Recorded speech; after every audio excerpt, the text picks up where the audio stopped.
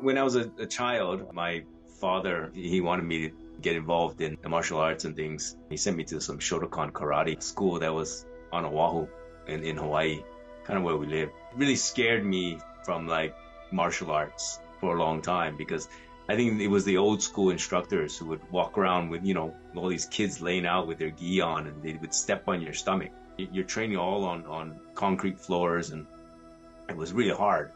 And then later on, when I went into LA and I started training as an actor, I started reading the things about how Tai Chi was great for centering and balance and all this thing. So I found this old man who was a teacher. He taught at one of the parks on Sundays, and his name was Marshall Ho. And I started learning from him all this like tempo exercises, like Tai Chi things. So I thought, like, this is great, it felt really good.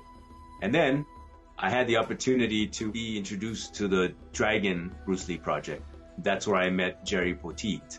I had a trainer for the screen test.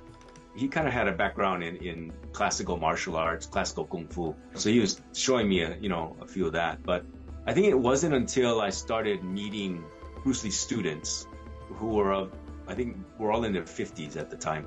They started kind of, getting interested in who was playing the Bruce Lee character. So I started going to them, seeing what they could do. Jerry Poteet really showed me the energy training of what Bruce's art was all about. And that was this movement called Paksao Lapsao, basically a slapping hand, grabbing hand technique. And that involuntary explosiveness that I experienced from that one move kind of triggered me to like be more interested in what this was about. Because I knew, I was like, that's exactly what I saw or I felt on screen when I watched Bruce, was that explosiveness. So that led me down the rabbit hole with Jerry Poteet into investigating what Jeet Kune Do was, what it was all about, what was his philosophy of be like water and all this kind of things that I think a lot of people misconstrue for many things.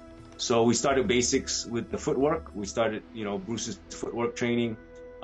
We eventually got into empty hand energy training, which was Wing Chun based. We started getting into Eskrima and Kali and short blade work from the Filipino arts as well. A lot of focus mitt training, a lot of learning how to strike, ways of attack, strategy.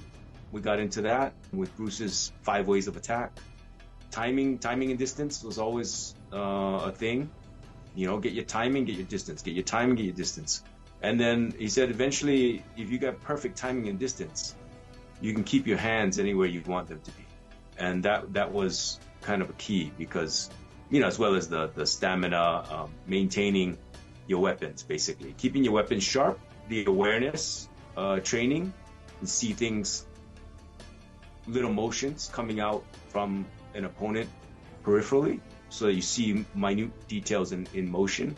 It encapsulated my whole life for many, many years. People think it's a accumulation of all these different styles, when it's actually Bruce's thing was not an accumulation of styles, was trimming down, was more building a greater awareness and keeping your tools sharp with minimal motion and the economy of motion.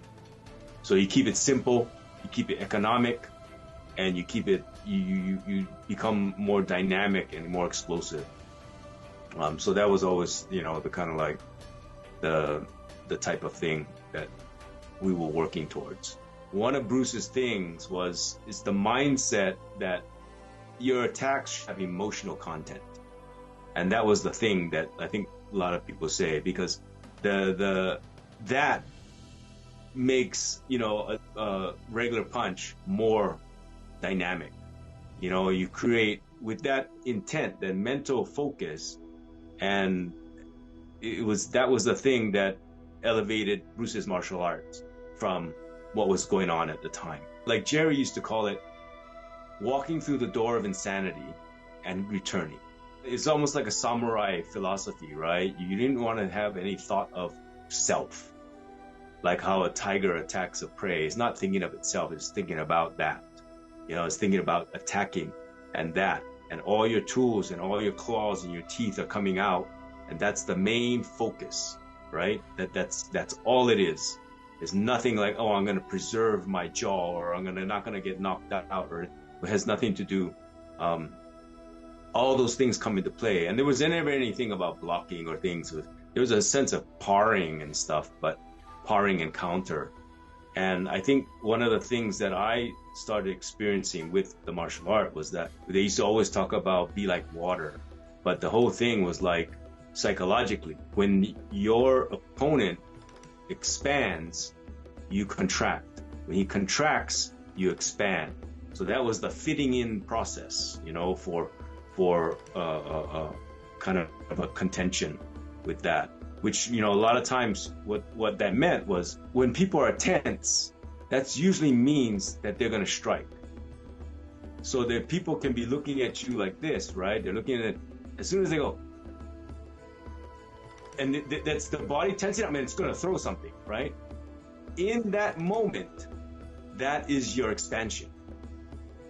As soon as you feel that contraction of a person's eyes, where most people are not trained to deliver without motion. And that was Bruce's non-telegraphic thing. That's why I can always beat someone to the punch. Because the moment you're thinking about hitting, I'm striking, I'm expanding. And that was the fluidity that he talked about being like water. That's how you fit into that process. And it's such a fine, detailed, it's like a fine art. It's hard to sort of get to that letting go process, right? And letting go a lot of the obstacles that create that awareness of things. So that's kind of like, and all the kicking, punching, those are rudimentary things, right? That come into play, and hopefully you don't have to get in an entanglement. So you're trying to, I guess you de-escalate as fast as possible. That kind of mentality. Such fury in one so young.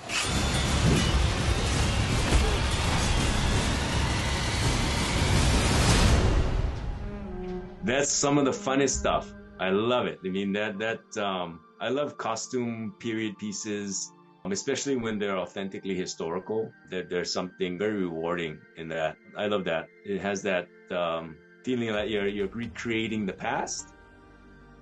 And I mean, even with Dragon, even with the Bruce Lee story, that period of time of the 60s and 70s, that was like really kind of an interesting time, just what was happening and the kind of mindset. A lot of the West philosophy was looking to the East, and it was bringing back a lot of that, kind of influences, and he started the mixing of culture, from then. Because at that time, the West never had this kind of Eastern philosophy that it's imbued with now, so much of it. The Wind of Reckoning is a story that takes place in the late 1800s. And it's a story of this man, Kapow, and his family, of a wife and child. And they contract leprosy. And at the time, there's a provisional government in place that changes the laws within the independent sovereign state of Hawaii. Thereby, they have to be put under quarantine for this character, Kapow, and his son for contracting leprosy. And what that meant was they have to be separated as a family. So they chose this isolated peninsula on the island of Molokai. At that time, you were shipped off, you were considered dead. And all your affairs, they said, to get in order. Marriages were annulled, and it was like all your assets were, finito. This family realized like this was going against their rights as Hawaii sovereign citizens and against the protocols of Hawaiian culture, that you never separate, as they say, ohana, you never separate family. This family decided to go run off into the wilderness of the hills and valleys of Kauai and basically isolate themselves so they wouldn't harm any other people or spread this disease any further. So they sent in a regiment of infantry to go and retrieve this fugitive and his family. It's such a rare opportunity, and it was a micro budget, and it was a labor of love. And then we shot it at a time of that COVID was going on. So there was a lot of COVID protocols in place, I think that's why the director and the writers, John Fusco, David Cunningham, the director, wanted to do it, because they felt relevance of, when COVID hit, it was like there's a lot of government overreach and a lot of isolation and separation, and there's all of this kind of anxiety that was going on. And I think that was exactly the same thing in the 1800s.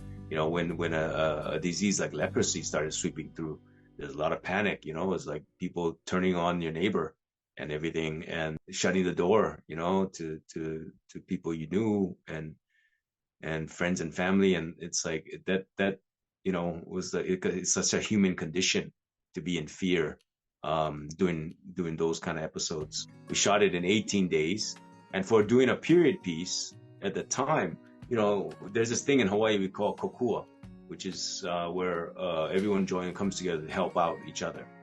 And I think, once we put out the word, it was this story, and it was going to be in Olela Hawaii, the Hawaiian language. I think there was a lot of people who threw in their hat and decided, I want to do this. And I think a lot of people out of work because of COVID during that time in the film industry. So everybody was working, basically for peanuts, and camping out and kind of having a great time. I think it really showed people's love for storytelling from all aspects of the film. In front of the camera, behind the camera, it didn't matter. Everyone made big sacrifices to make it happen. And I think we're very proud of the film that we turned out. A story that is very impacting. And I think one of the first widespread films that are being distributed, out there, that have Olela Hawaii, that have Hawaiian language. It was a big, kind of attempt for myself and fellow actors to really get a grasp of the Hawaiian language, to present it. It's one thing to learn a language, but it's another thing to perform it. Performing is really difficult. So there was a lot of challenges, but I'm glad we kind of met those challenges, and we got the thumbs up approval from the elders. And as we say, they are in our area, kupuna, our elders. They were very grateful for being able to hear their language. Trickles into the territory of Hawaii being a sovereign nation, and that there was a lot going for it as a sovereign nation before it was occupied. So I think that it's a struggle also that the Hawaiians are dealing with on a daily basis, that it's good to kind of open the envelope and talk about it a little bit. Our film Wind in the Reckoning will be coming out November 6th on DVD and the media.